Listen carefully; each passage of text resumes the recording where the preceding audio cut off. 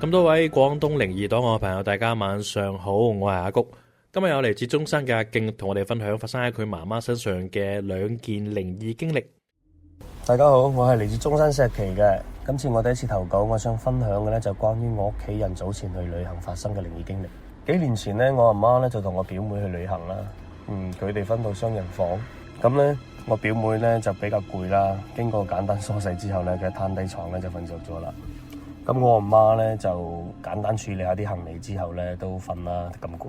咁大概10零分鐘之後咧，我阿媽講述咧佢就覺得自己係半醒半瞓嘅狀態嘅。佢係 feel 到嗰個窗嗰度有個人，突然之間佢就醒啦。係咪有人企住喺度啊？咁得人驚。之後佢就落地檢查下啦。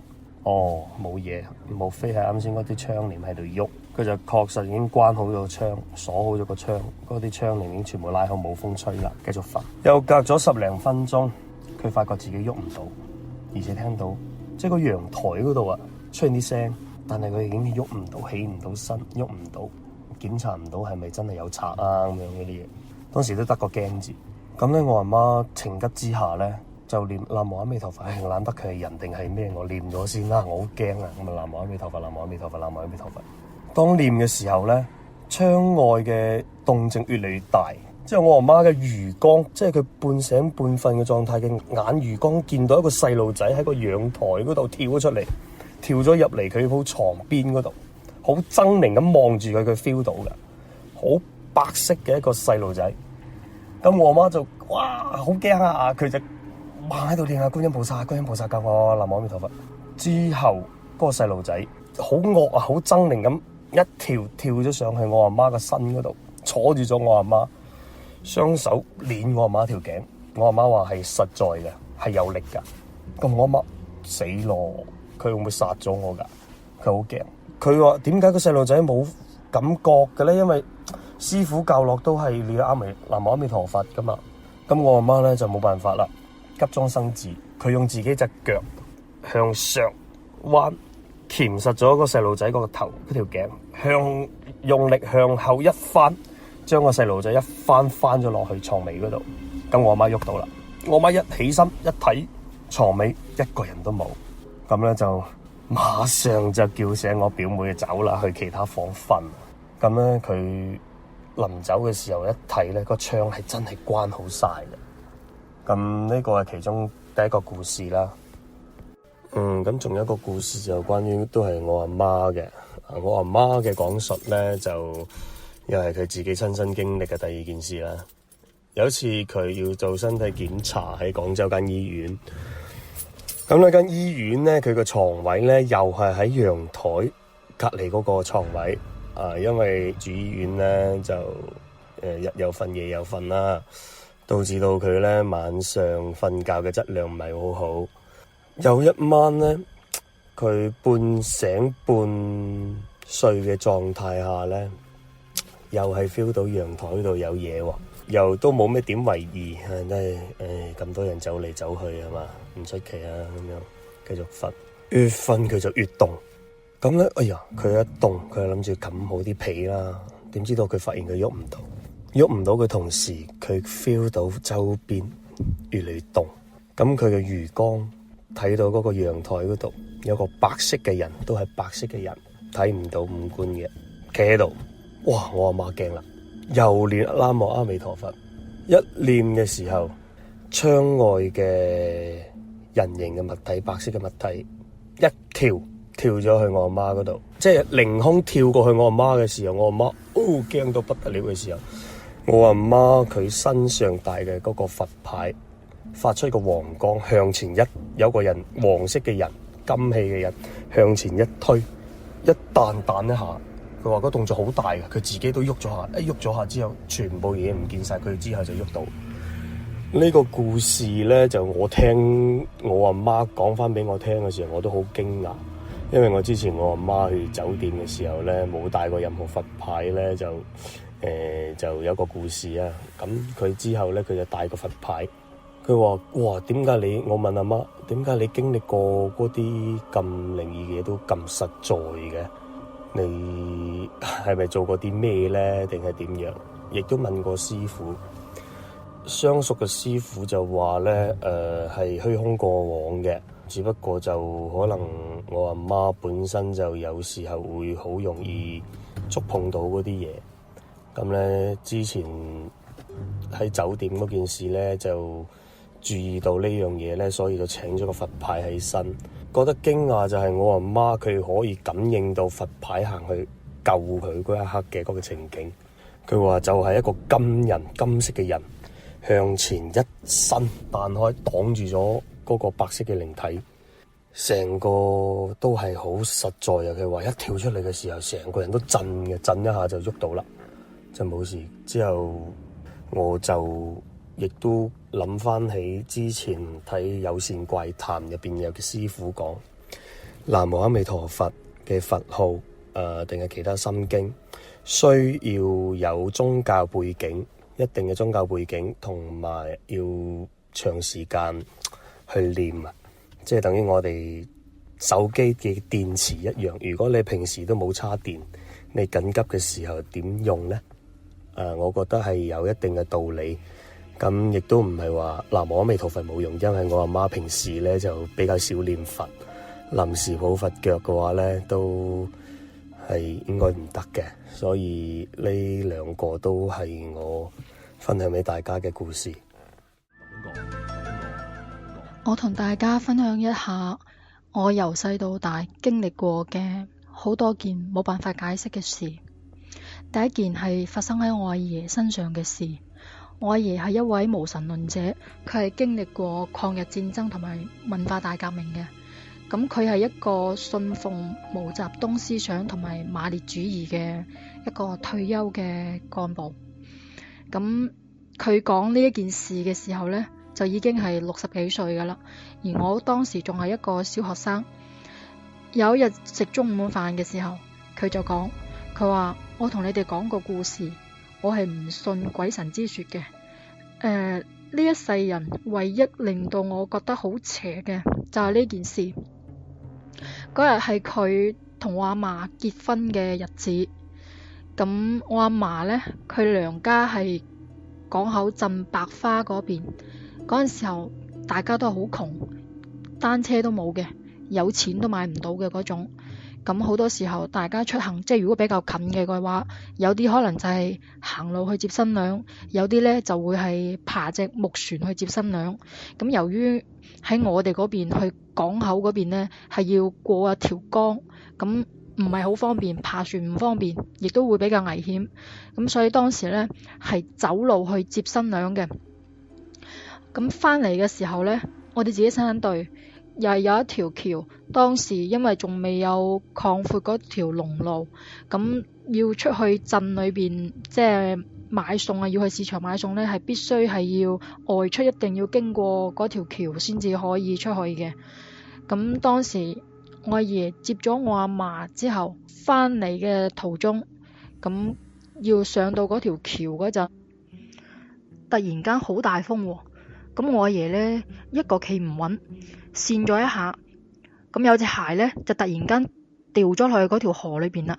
咁有人呢，就話啦，佢，哎呀，大吉利是，快啲落去河裏邊呢，執翻嗰條鞋上嚟啦。咁當時呢，河水就已經係退潮噶啦，嗰啲水最深嘅嗰個地方呢，大概係去到成年人嘅大腿嗰個位置啦，即係河兩邊嘅嗰啲河床呢，都已經係露咗出嚟嘅。咁嗰隻鞋呢，係掉咗喺河床嘅嗰啲軟泥上面。落去執鞋嘅嗰個兄弟將嗰隻鞋執咗上嚟之後，大家一睇都嚇到呆咗。點解呢？因為嗰隻鞋跌咗落河嗰啲泥裏邊，執翻上嚟，居然係乾乾淨淨，一啲泥都冇黐到嘅。咁我阿爺當時呢，佢自己個心入邊就即刻嗌咗一句，即係話大吉利是，今次撞邪啦咁。咁你諗諗，正常情況下，河裏邊嘅泥，我哋平時無論掉任何嘢落去，一掟落去嘅話，肯定都會砸出一個泥窿噶啦，係嘛？咁個鞋正常應該係會黐好多泥，但係佢居然呢係乾乾淨淨，一啲泥都冇嘅。咁所以呢件事呢，就令到我阿爺就覺得係佢呢一世人覺得係最邪門嘅一件事啦，係佢自己親身經歷嘅事。第二件事呢，就係我阿爺嘅阿哥，我哋叫佢伯公。佢係一個唔保護伯公嘅個老婆同埋個仔，喺我仲未出世之前呢，就已經係過咗身噶啦。咁佢就即係一路都單身住，咁啊同我哋呢就同食就唔同住。咁我阿爺過咗身之後呢，我伯公就即係驚麻煩到我哋，咁樣就唔聽我哋勸，就話一定係要堅持要去老人院住。咁佢住咗大概1年左右呢，佢個身體就變得好差，仲跌斷咗隻腳。咁佢有時候賴咗尿啊，嗰啲老人院嘅護工呢都冇及時咁樣幫佢去換衫，咁啊搞到佢呢就個大髀啊同埋嗰個屁股啊嗰啲肉啊都開始即係醃爛晒，爛到呢係見到黃色嘅嗰個脂肪層噶啦。咁我哋即係平時每次去探佢都會幫佢換晒嗰啲衫啊，搞衛生啊咁樣。咁你見佢咁樣傷成咁嘅樣，咁啊忍無可忍啊！咁我哋就將佢接咗翻嚟。咁原先佢自己呢都仲話唔想翻嚟屋企嘅，想話喺老人院嗰度。咁我哋就同佢講話實在唔得啦，你老人院嘅嗰個服務實在太差。咁啊接咗佢翻嚟之後呢，咁我爸爸媽媽呢就輪流咁樣去照顧佢，咁啊餵佢食飯啊，幫佢沖涼啊，換洗衫啊咁樣咯。因為佢嗰個時候都已經70幾歲嘅啦，早幾年先至過身嘅。咁佢呢喺床上面都有瞓咗成2-3個月嘅。嗰時我啲細佬妹佢哋仲讀緊書，咁佢成日都喺度講話連累我哋啊，死咗佢好過啦咁樣。咁我哋次次呢都會即係會鬧佢咯，話佢唔應該講埋晒啲咁樣嘅嘢。即係我哋作為侄子侄孫呢，照顧佢都係應該嘅，因為畢竟佢係阿爺嘅阿哥啊嘛，咁都係親人嚟噶嘛。咁啊有一日呢，放假嗰陣時已經應該係放暑假噶啦，跟住我哋2個妹呢，就一齊幫佢沖涼翻身，即係因為佢比較重啊，一個人呢係搞唔掂嘅，咁就要2個人一齊去，要幫佢抹身啦，幫佢一齊反轉個身嚟抹啊咁樣。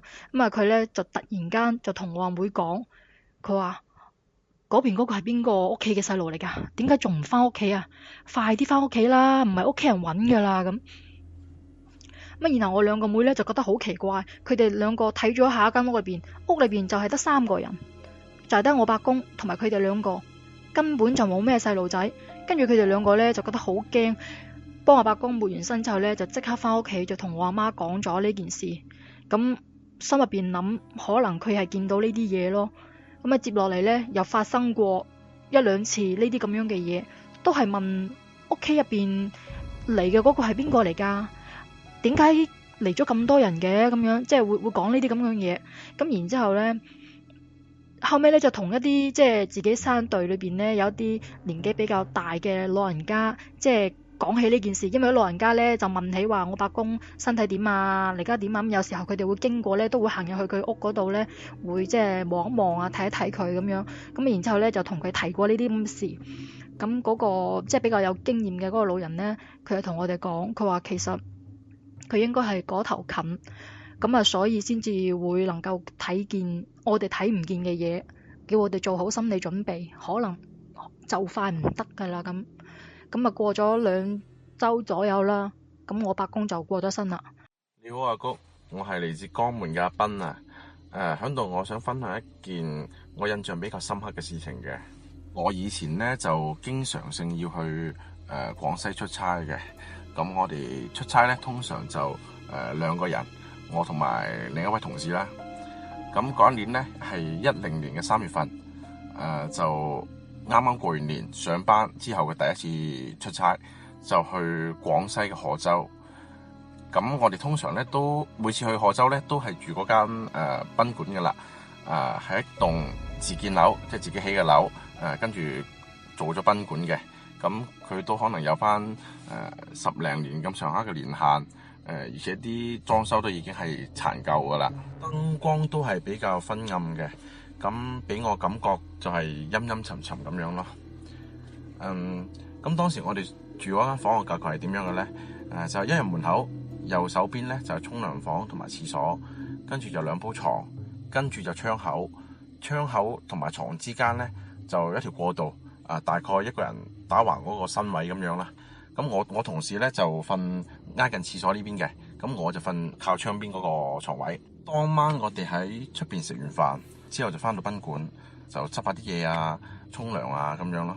到咗大概11點鐘左右啦，咁我同我同事都落床瞓覺啦，熄燈啦。我同事好快就瞓着咗啦，我就聽到佢打鼻鼾啦。咁每晚瞓覺之前咧，我都好習慣咁玩手機嘅，我就瞓喺度，攞住部手機，個頭咧就向住窗口嘅方向。當時係拉埋窗簾嘅，但係外邊嘅燈光透過個窗簾射入嚟咧，間房都隱隱約約可以見到嘢，即係睇到周圍嘅環境。玩咗幾耐手機我唔記得啦，開始有啲眼瞓，咁我就將部手機放喺床頭嗰度，然後準備瞓覺啦。就喺我眯埋眼嗰一刻，我見到我床邊有一個人，其實係睇唔清佢咩樣嘅，只係一個立體嘅人形黑影，唔係好高嘅，有啲肥，俾我感覺佢係一個阿婆，企咗喺我床邊嗰度，企到好直嘅，離我好近好近。我當場打咗個突，但係當時我就唔係好驚嘅啫，因為我隔離有個同事。咁如果你話一個人嘅話，我就可能會驚啲咯。咁我心就喺度諗，唔會啩？係咪自己眼花啊？但係如果我唔叉開眼去睇清楚、搞清楚嘅話，我嗰晚就成晚唔使瞓㗎啦。我成日喺度諗嚟諗去啦，肯定。咁我就鼓起咗勇氣，又叉開眼望咗一下，唔睇又是可，睇咗真係嚇咗身冷汗。佢依然係喺我隔離，佢彎低腰喺度望我。即係雖然睇唔清佢咩五官，睇唔清佢着咩衫，但係佢個動作，嗰個黑影嘅動作就係彎低腰。我感覺上佢就係一個阿婆喺度睇住我。哇！我當時真係好驚，即時眯埋眼，想喐，想叫個同事，但係個身完全喐唔到。我掙扎咗好耐，終於可以喐到嗰個時候，我就大力拍咗下床，大聲喝咗我同事2下。咁佢就醒咗，問我咩事，我就話快啲開燈，快啲開燈。咁佢就開盞燈，一開燈咩都冇，但係我已經成身濕啦，啲頸呢啲已經係濕晒啦，流晒汗，濕晒啦已經。嗰晚我真係冇辦法瞓落去，一眯埋眼就驚。咁我就一直着住燈喺度玩電腦，玩到可能5點幾吧。出邊啲車聲啊、人聲啊都開始多啦。咁我個心就定啲落嚟，就冇咁驚，就上床去瞌咗一下。一瞓醒就係9點幾啦。咁嗰日我要同個同事係去拜訪一個客戶嘅，但係我就有啲肚痛，我就同個同事講話：你去啦，我有啲肚痛，我唔係好舒服。咁個同事又出咗去，我就繼續瞓覺。但係越瞓呢就越痛，越瞓就越痛。終於冇辦法啦，我就自己行咗過對面有間診所嗰度，個醫生同我睇咗，佢都冇講話咩事，我就話同佢講話我肚痛。咁佢就同我打咗啲針，開咗啲藥俾我食。食咗之後，打咗針之後就舒服咗啲啦。咁就繼續翻嚟瞓覺。瞓咗可能個零鐘頭到，又開始痛啦，痛到真係嗰時覺得自己好似快唔得咁樣啦。咁啊冇辦法啦，咁啊打電話俾個同事，個同事就同埋個客戶過嚟一齊就送咗我入醫院。喺醫院檢查就係我急性腸胃炎，咁跟住就喺度吊針，喺度吊到晚黑，咁我先又試翻到去賓館。我同我同事講話，轉房啦，冇辦法住啊！咁轉咗間房之後，又乜事都冇咯喎。咁然後我翻到屋企，我就將呢件事同埋啲屋企人講咗，咁佢哋就求咗啲平安符俾我。咁我而家每次出差咧，都帶住去，都冇發生過類似嘅事啦。我唔確定嗰晚我見到嗰個阿婆黑影，同埋我第2日急性腸胃炎有冇關係？但係我相信我嗰日真係時運低嘅。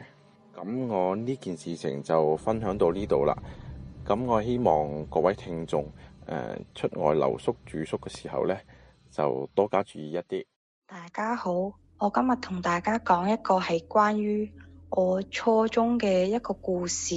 我初中嗰陣呢，屋企就比較家境比較普通，係我屋企以前係一間紅磚屋，1層嘅紅磚屋。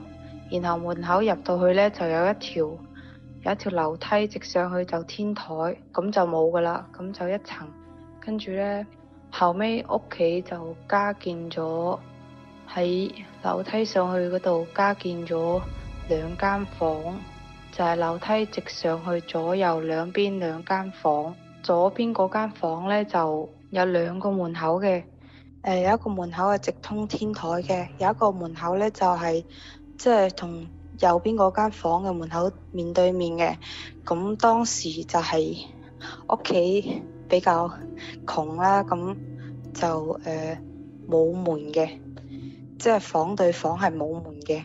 跟住嗰種窗呢，就係鐵嘅，跟住好似陷牆嗰度嘅。跟住呢件事就係發生喺初中有一個晚上，嗰個晚上就係得我一個人喺2樓嘅右手邊嗰間房喺度瞓覺，跟住瞓到凌晨，我就發咗一個夢，個夢裏邊呢，係有一個老人發夢啦，見到一個老人，個老人呢，就一直即係叫我起身，叫我邊個邊個起身啊，邊個邊個起身啊，跟住但係咧呢個老人俾我嘅感覺就係我唔驚佢嘅，即係我覺得佢係我過咗身嘅爺爺咯。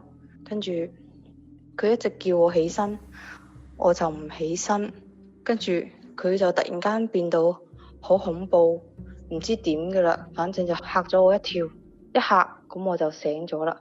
我當時醒咗嘅話呢，就見到我右手邊，我個頭挨住幅牆，牆嘅右手邊就有個窗，嗰層係冇嗰啲玻璃嘅，就係一個嗰啲鐵嵌入去嗰啲窗，跟住窗簾布呢，就係以前就揾塊布釘住上面兩邊，跟住我就睜大隻眼就見到窗邊就有一隻手咁探入嚟，輕輕咁掩開一邊嘅布，好似俾我個反應就係應該係小偷。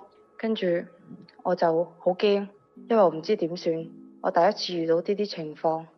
嚇醒之後就見到右邊個窗有一隻手，跟住佢睇咗一陣間就縮翻隻手走，跟住呢，我就聽到左邊嗰間房呢就有嗰啲叫門聲啊。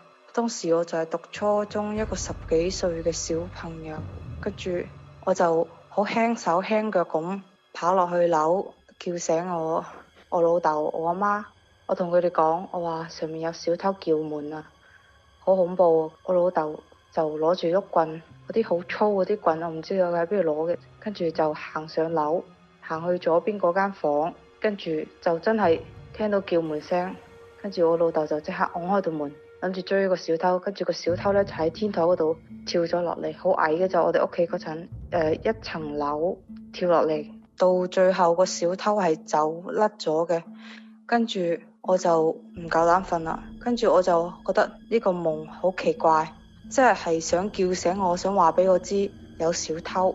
其實如果個小偷偷嘢嘅話就好閒，但係呢，我一個人喺2樓。真係都幾危險㗎，因為我唔知道佢係想劫錢之外，仲想劫咩啦嘛，係咪啊？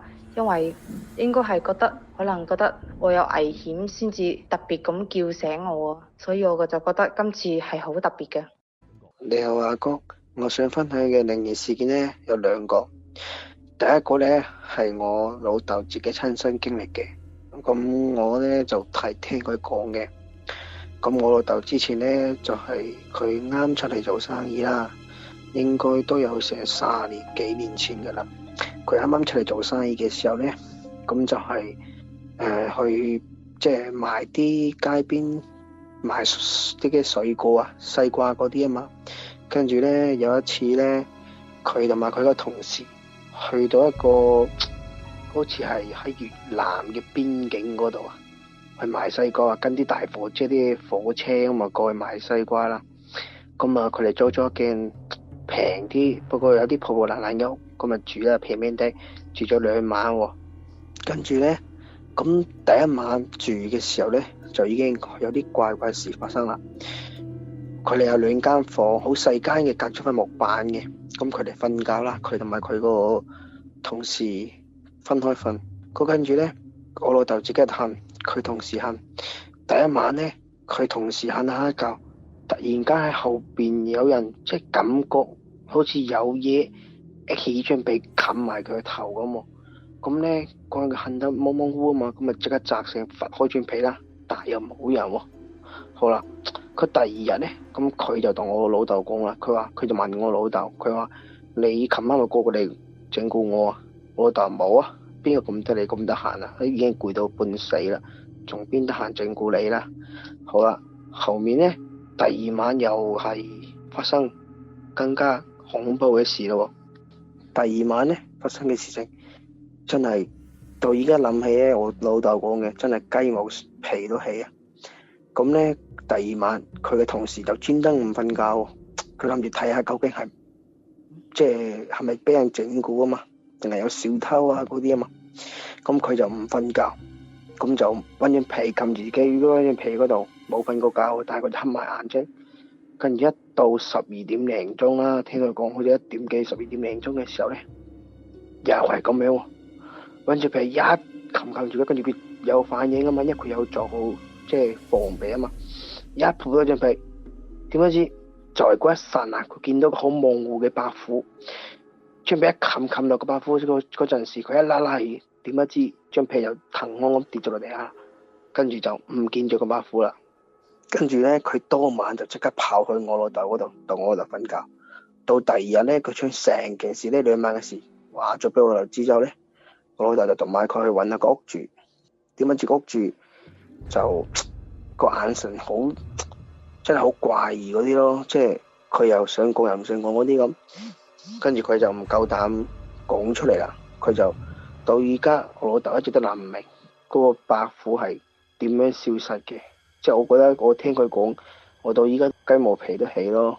我想分享第二件事咧，係我老師親身經歷嘅，佢同我哋講嘅。咁佢哋之前細個時候讀書啦，咁咧佢哋學校跟住住宿同埋啲操場連埋一齊噶嘛，跟住咧佢就聽到佢哋話個操場咧係個大靶場嚟嘅，跟住佢哋宿舍就喺個操場嘅左手邊。佢哋耐唔耐夜晚嘅時候咧，就會聽到一啲開槍嘅聲音，跟住有人慘叫啲聲音，即係佢唔係經常有，佢係耐唔耐一陣時都會有咁嘅聲音發出嚟嘅。大家好，我嚟自清遠嘅，我叫小鳳。今日咧，我想同大家分享下上個月我哋去柬埔寨遇到女鬼附身嘅事。上個月咧5號咧，我同埋我拍檔，仲有另外一個我拍檔嘅朋友，我哋3個人咧就去咗柬埔寨出差，去傾一個酒店嘅項目。去到柬埔寨咧，做完嘢之後咧，我哋去咗陰氣比較重嘅地方，吳哥窿嗰個大皇宮嗰度。但係咧，一路上都冇發生任何事。我哋3個係同住一間酒店喺隔離房，食嘅嘢都係一樣嘅。咁我哋去咗5日之後翻到嚟咧，一切都正常啊！我哋3個，我暫時都冇發覺有咩異樣。跟住翻咗嚟清遠之後咧，我哋就開始各有各嘅忙碌。大概過咗10日左右咧，我朋友即係我拍檔嗰個朋友，佢就話俾我知，佢發覺自己有唔妥。每晚都遇到一個女鬼，同佢傾偈，同佢瞓，上佢嘅身，而且咧，每晚都會同佢做嗰啲嘢，每一晚發嘅夢都係同嗰個女一齊。咁我哋覺得好奇怪，我哋仲笑佢。我話你係咪遇到個外國嘅鬼啊？點解我哋3個去柬埔寨同住柬埔寨，我哋都冇遇到嗰啲嘢，你遇到嘅？會唔會係你時運低啊？佢就話嗰個女嘅仲同佢講，佢話其實我都係清遠人啊，我係南涌噶。佢話我好中意你啊，你跟住我啊，你跟住我肯定好食好住。其實嗰個女鬼叫佢跟住佢，其實就叫佢死，叫佢落陰間同佢一齊，晚晚同佢瞓呢，會扯晒佢啲陽氣噶。所以我呢個朋友呢，開頭佢上佢身嗰幾日呢，佢就同我講，佢阿鳳啊，我好煩啊！佢話佢晚晚同我一齊，佢話我要快啲揾人做法事送走佢。佢開頭咧就好煩惱，佢就想約嗰個師傅同佢做法事嘅。但係過一段時間之後咧，佢轉晒態咯，佢直情好似上癮咁。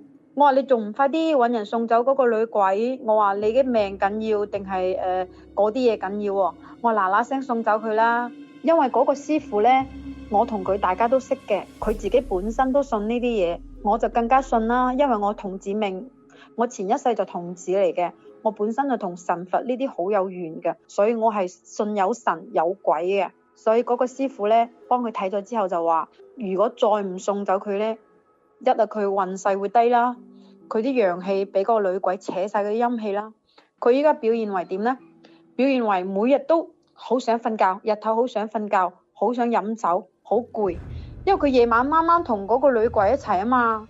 咁可能聽到呢度呢，大家就會產生疑問，點解佢哋兩個男嘅，我一個女嘅，我哋3個人同住去柬埔寨，食嘅嘢、住嘅地方、去嘅地方全部一樣，點解我呢個朋友會遇到？點解我同我拍檔冇遇到呢？咁咧喺度我想同大家解釋下，係因為我同我拍檔本身就行緊大運嘅人，時運高係咩鬼都唔怕，佢哋根本都唔敢埋我哋身邊。